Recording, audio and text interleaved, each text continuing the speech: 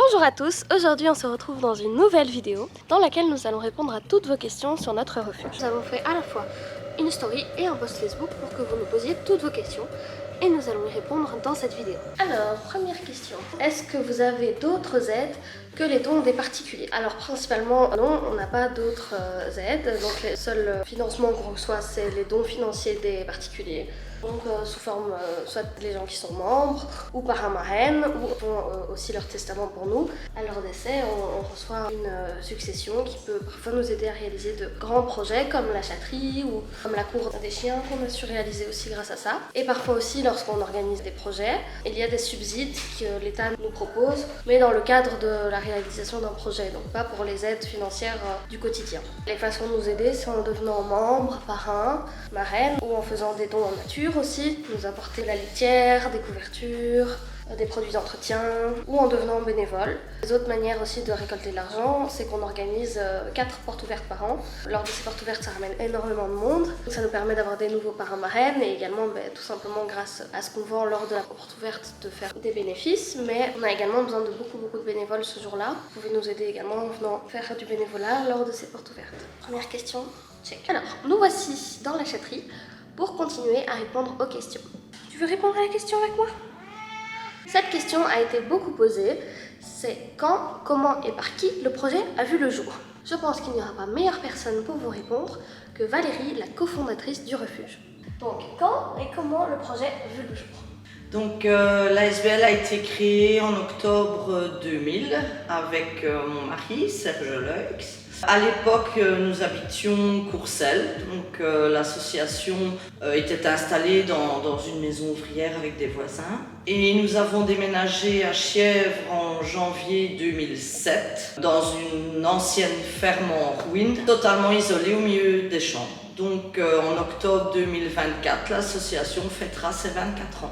Nous avons décidé de créer ce refuge car nous, en tant que particuliers, nous étions bénévoles dans des associations et nous nous sommes rendus compte que les animaux âgés, les handicapés, les pas beaux, eh bien, ils avaient peu de chances d'être adoptés et nous avons justement voulu créer un refuge pour ces animaux-là.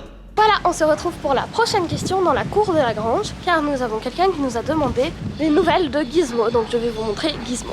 Gizmo, ça va? Bah oui, tu vas bien? Ouh là là, je gratouille. Voilà, la prochaine question, c'est quels sont nos futurs projets? Donc là, je vais aller voir Serge, le responsable, pour savoir ce qu'il en est.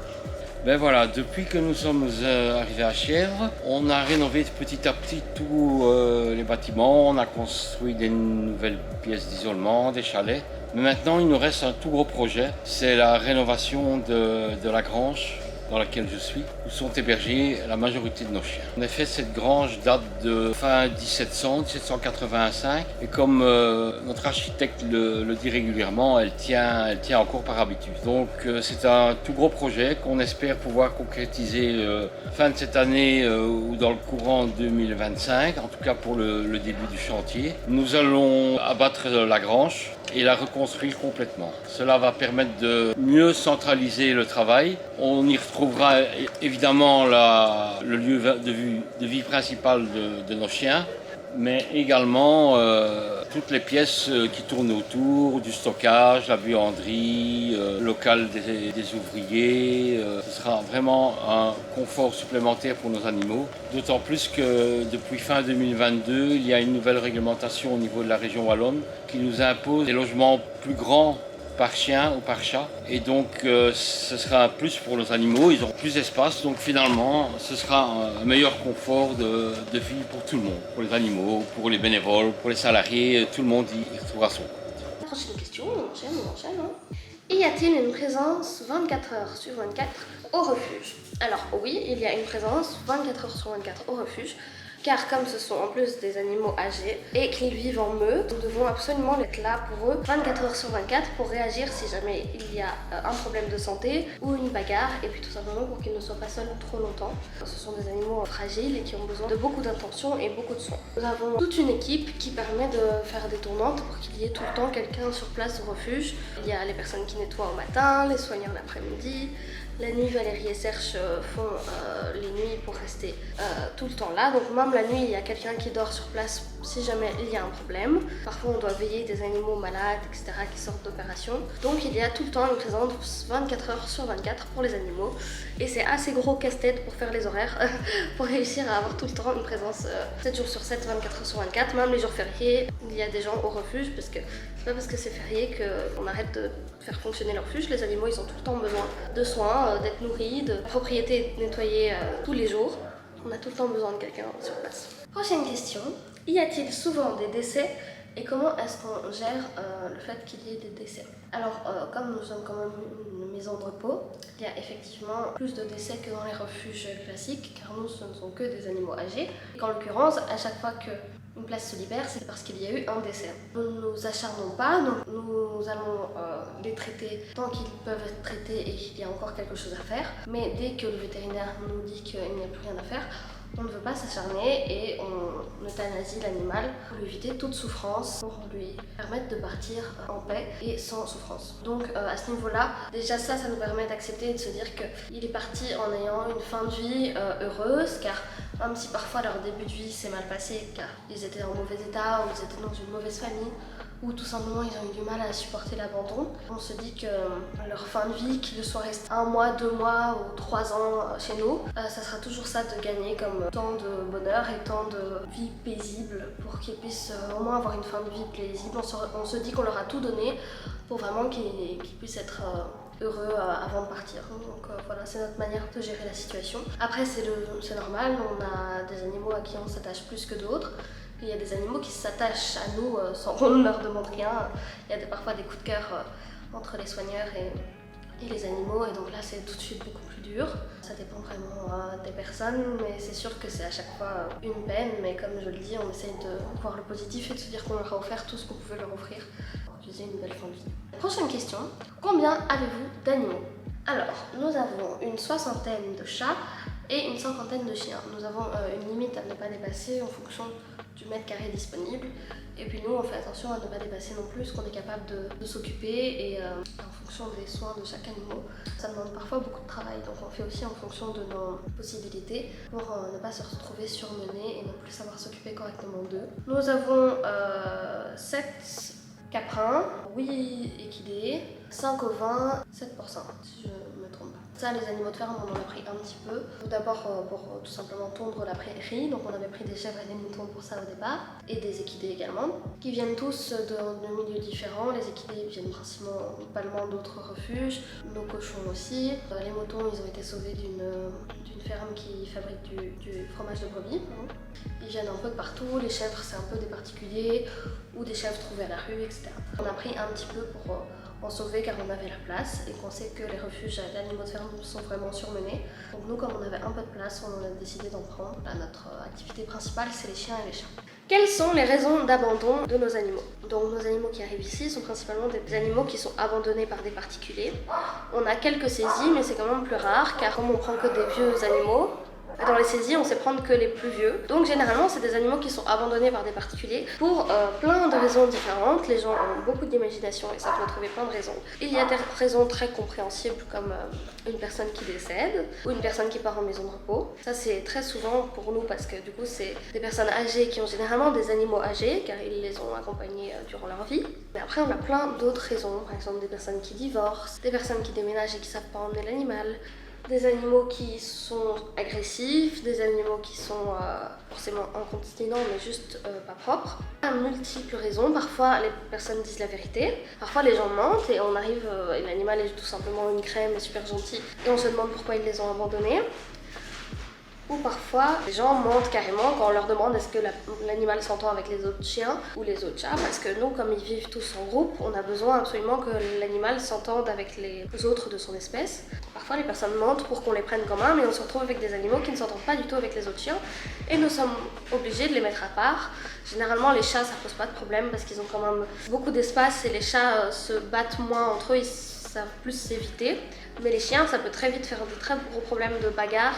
Et dans une meute, dès qu'il y a un chien qui commence, ça peut très vite tourner dans une grosse bagarre. Donc on ne peut pas laisser des animaux qui ne s'entendent pas avec les autres chiens au milieu d'une meute. Donc on est obligé de les isoler, mais finalement ça pose problème parce que nous on n'a pas beaucoup de place. Et en plus l'animal se retrouve malheureux car au lieu de vivre dans une famille, il finit plutôt isolé, bien qu'on essaye de leur donner tout le confort nécessaire. Parfois on collabore du coup avec d'autres associations pour essayer que les animaux qui ne conviennent pas à notre fonctionnement puissent aller dans un autre refuge où ils pourraient trouver une famille, où ils pourraient être placés différemment, car chez nous c'est pas une bonne place pour eux. Nous on a vraiment des critères sélectifs pour que l'animal puisse plaire chez nous, quoi. Parce qu'il y a des animaux, ils se plaisent super bien dans notre fonctionnement. Et il y a des animaux, ils préfèrent largement être l'unique chien de la maison ou avoir vraiment un maître fixe. Alors que nous, ils voient plein de personnes dans la journée, mais ils ne peuvent pas s'attacher à une seule personne qui pourront suivre tout le temps. Donc il y a des animaux qui ne supportent pas très bien l'abandon et parfois ils ne supportent pas bien car leur maître a menti sur leur comportement. Donc voilà pour toutes les différentes raisons d'abandon. C'est assez un casse-tête pour réussir à contenter tout le monde et nous on a un très gros manque de place, tous les refuges sont remplis donc on a énormément de demandes d'abandon par jour au téléphone, ça n'arrête pas. Malheureusement on est obligé de refuser et donc c'est assez compliqué comme situation. C'est pour ça qu'il faut avant tout sensibiliser avant d'acheter ou d'adopter un animal. Tout le travail que ça demande des frais financiers parce que on l'a beau l'avoir bébé ou très jeune, quand il aura 12-15 ans, il aura peut-être des problèmes de santé qui vont coûter très cher.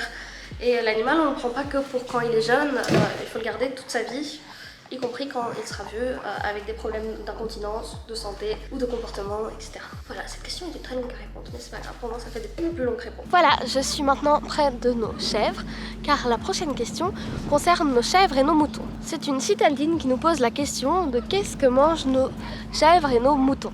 Alors nos chèvres et moutons consomment essentiellement de l'herbe et du foin. Donc on nous posait aussi la question est-ce qu'il y a des différences entre les chèvres et les moutons. Alors au niveau de leur alimentation, non, il n'y a pas de différence.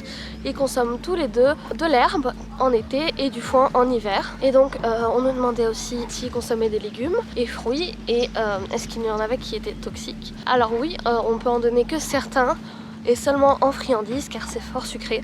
Donc c'est vraiment considéré comme un bonbon pour les chèvres et les moutons. Il vaut mieux éviter de leur donner en grande quantité. C'est vraiment une petite friandise. Mais par contre, j'en profite pour vous rappeler que nos cochons, eux, consomment essentiellement des fruits et légumes. C'est leur alimentation principale. Donc vous pouvez nous en apporter car on doit en acheter énormément pour nos cochons et cela coûte malheureusement cher. Vous pouvez nous faire don de fruits et légumes. Ils mangent de tout sauf des agrumes et on n'accepte pas non plus les restes de table, bien évidemment. Prochaine question. Est-ce que nos pensionnaires sont-ils mis à l'adoption ou est-ce qu'on fonctionne comme une maison de retraite? Alors, on fonctionne comme une espèce de maison de retraite, comme un home pour chiens et chats, car nous accueillons des animaux essentiellement qui n'ont pas de chance de se faire adopter car ils sont vieux ou ils ont des gros problèmes de santé, donc ils finissent leur vie chez nous. Comme dans une maison de repos. Voilà, on s'en va maintenant vers Feline City pour répondre aux dernières questions. Il fait beau mais il n'y a aucun chat dehors, qu'est-ce que c'est que ça? C'est des gros flemmards, hein. Prochaine question. C'est une question qu'on nous pose beaucoup par téléphone ou même par mail lorsque des personnes veulent devenir parrain ou marraine. Ils nous demandent quels sont les animaux qui ont le moins ou pas du tout de parrain marraine. Alors je vous rappelle que les animaux ont tous les mêmes soins. C'est juste que les personnes qui ont leurs petits chouchous peuvent parrainer leurs petits chouchous et recevoir leurs cartes, leurs photos, etc.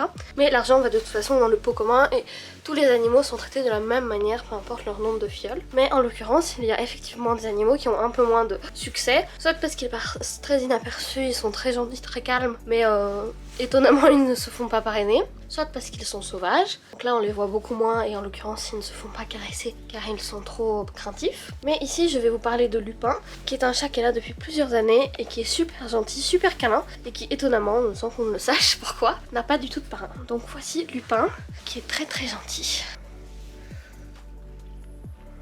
Vous pouvez le reconnaître car il a le bout de sa queue blanche, comme ceci. toute tigrée avec un bavoir blanc et le bout de la queue blanche. Si vous voulez le parrainer, n'hésitez pas, toutes les infos sont sur notre site web en barre d'infos. Autre question qui nous a été posée, est-ce que nos très vieux chats prennent l'air de temps en temps? Alors oui, ils ne sont pas enfermés dans leur chalet, ils ont 1,5 hectare de prairie et ils peuvent sortir à leur guise. Et même les chats qui sont à la chatterie ont un petit jardin pour sortir prendre l'air, et aucun chat n'est jamais enfermé, sauf lorsqu'ils ont des soins, mais c'est pour une courte durée à l'infirmerie. Mais sinon, tous les chats ont tout le temps, 24 heures sur 24, accès à l'extérieur. Donc il y en a, ils sont un peu flemmards, ils restent à l'intérieur bien au chaud, car nos chalets sont chauffés et en été, ils ont la clim, donc ils ont vraiment tout le confort nécessaire. Mais s'ils veulent sortir prendre l'air, ils peuvent, c'est normal pour un chat de sortir prendre l'air, bien que tout est clôturé, mais ils ont vraiment 1,5 hectare entier, rien qu'à eux. Voilà, j'espère que cette vidéo vous aura plu et qu'on aura pu répondre à toutes vos questions. N'hésitez pas à en poser d'autres en commentaire. Si jamais cette vidéo a déclenché des nouvelles questions, on vous répondra avec plaisir. En attendant, n'hésitez pas à vous abonner et à nous suivre sur tous nos réseaux sociaux. Et je vous dis à bientôt dans une prochaine vidéo.